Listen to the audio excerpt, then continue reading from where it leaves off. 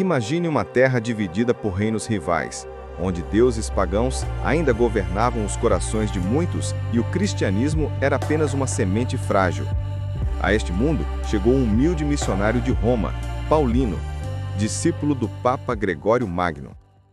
Enviado em uma missão ousada para levar o evangelho às distantes costas da Inglaterra, Paulino enfrentaria reis, batalhas e o peso da própria história.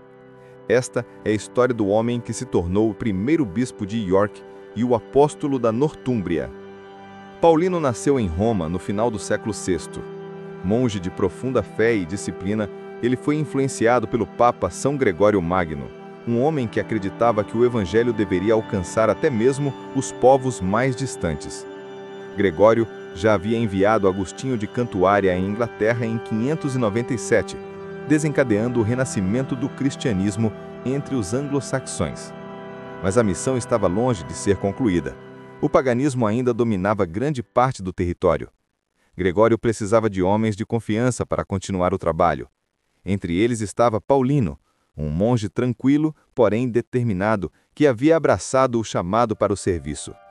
Por volta do ano 601, Paulino foi enviado com a segunda leva de missionários para fortalecer a missão de Agostinho na Inglaterra. Por volta de 625, a missão de Paulino assumiu uma nova urgência. A fé cristã estava lentamente se enraizando em Kent, onde a rainha Berta, uma cristã franca, havia se casado com o rei Etelberto. Mas na Nortúmbria, o paganismo permanecia forte. Quando o rei Eduíno da Nortúmbria tentou se casar com Etelberto de Kent, uma princesa cristã, ele concordou que ela poderia trazer seu capelão para o norte. Esse capelão era Paulino. Nesse casamento político, Deus viu uma oportunidade. Paulino viajou para o norte, foi ordenado bispo e entrou na fortaleza pagã da corte de Eduíno. Sua missão? Conquistar o coração de um rei e, por meio dele, um reino. O rei Eduíno era cauteloso. A conversão não era uma questão trivial para um governante, pois o povo o via como protetor de seus deuses. Paulino, com paciência e convicção, falou de Cristo, o verdadeiro Rei e Salvador. Segundo o historiador Beda, um concílio dramático foi realizado. Sacerdotes pagãos admitiram que os antigos deuses os haviam decepcionado. Um ancião apresentou uma imagem poderosa. A vida humana, disse ele, é como um pardal voando por um salão de hidromel, da escuridão para a luz do fogo e depois de volta para a noite. Se o cristianismo pudesse explicar o que está além, talvez fosse verdade. Convencido, o rei Eduíno abraçou a fé. Em 627, no domingo de Páscoa, Eduíno e sua família foram batizados por Paulino em York, um momento que mudou o destino da Nortúmbria. Com a conversão de Eduíno, Paulino tornou-se o primeiro bispo de York. Ele construiu uma igreja de madeira para o batismo do rei no mesmo local onde hoje se encontra a Catedral de York. De lá, Paulino pregou incansavelmente por todo o reino, batizando milhares em rios como o Swale e o Trent. Sua missão iluminou inúmeras almas, e por um breve período pareceu que a Nortúmbria havia abraçado firmemente a fé. Mas o caminho do evangelho nunca foi fácil. Em 632, o rei Eduíno foi morto em batalha em Hatfield Chase. O paganismo ressurgiu e Paulino foi forçado a fugir com a rainha Etelbrua de volta para Kent. Embora sua missão parecesse fracassada, as sementes que plantou perduraram. Paulino tornou-se bispo de Rochester e continuou seu trabalho até sua morte em 644. Gerações posteriores o honrariam como um santo, o apóstolo que primeiro trouxe o evangelho à Nortúmbria. São Paulino nos lembra que a obra da fé não se mede em vitórias rápidas, mas em sementes semeadas com perseverança. Sua coragem, humildade e devoção fizeram dele um verdadeiro pioneiro do cristianismo inglês. Hoje, a Catedral de York e a fé viva de milhões ainda ecoam sua missão. São Paulino de York, discípulo de Gregório Magno, primeiro bispo de York e apóstolo da Nortúmbria, rogai por nós.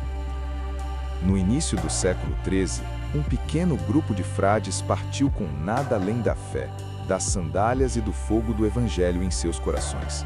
Sabiam que a jornada à frente poderia custar-lhes a vida. Mesmo assim, adentraram diretamente as fortalezas do islamismo no Marrocos, determinados a proclamar Cristo crucificado. Sua missão terminaria em sangue, mas seu testemunho inspiraria gerações. Até mesmo um jovem em Assis chamado Antônio, que mais tarde seria conhecido como Santo Antônio de Pádua. Esta é a história dos santos Daniel, Samuel e seus companheiros, os primeiros mártires franciscanos. No início do século XIII, a Ordem Franciscana ainda era jovem, fundada apenas uma década antes por São Francisco de Assis. Francisco ardia no desejo de levar o Evangelho a todos os cantos da terra, mesmo as terras hostis ao cristianismo. Inspirados por essa visão, vários frades se ofereceram para levar a fé além da cristandade. Sua missão não era conquista nem poder, mas puro testemunho de Cristo crucificado. Entre eles estavam Daniel, Samuel, Ângelo, Dômanos, Leão, Nicolau e Ugolino, homens de oração, humildade e coragem. Esses frades partiram da Itália em 1227, cruzando para a Espanha, onde os reinos cristãos estavam em conflito com as potências muçulmanas. No entanto, eles avançaram mais para o sul, determinados a entrar no Marrocos, uma terra onde a pregação do cristianismo era estritamente proibida. Eles conheciam os riscos. O próprio Francisco havia tentado pregar ao sultão durante a Quinta Cruzada, escapando com vida por pouco. Mas esses frades estavam prontos para aceitar não apenas as dificuldades, mas também o martírio. Ao entrarem no Marrocos, os frades começaram a proclamar Cristo abertamente nas praças e ruas. Sua ousadia atraiu atenção imediata.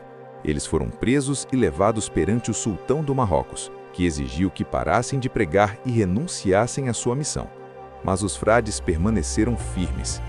Declararam que somente Cristo era Senhor e Salvador, e que não se calariam. Espancados, ridicularizados e aprisionados, tiveram múltiplas chances de salvar suas vidas. A cada vez, recusaram. Sua coragem apenas aprofundou a fúria de seus captores.